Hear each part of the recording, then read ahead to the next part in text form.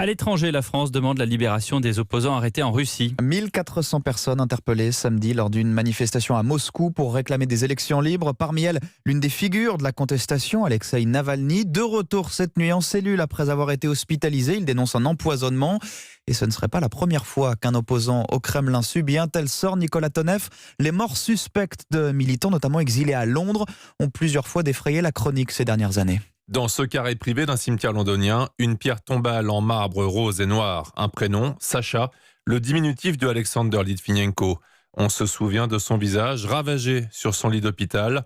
En 2006, l'ancien espion mourait rongé de l'intérieur par du polonium-210, un produit radioactif.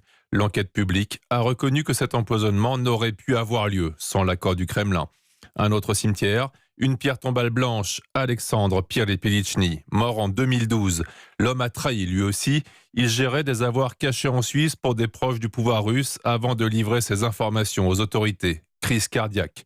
Une autopsie révèle que son estomac recèle du gelsénium, un poison puissant, mais la police londonienne ne poursuit pas ses investigations. À Londres, les nombreux transfuges russes savent qu'ils doivent se méfier.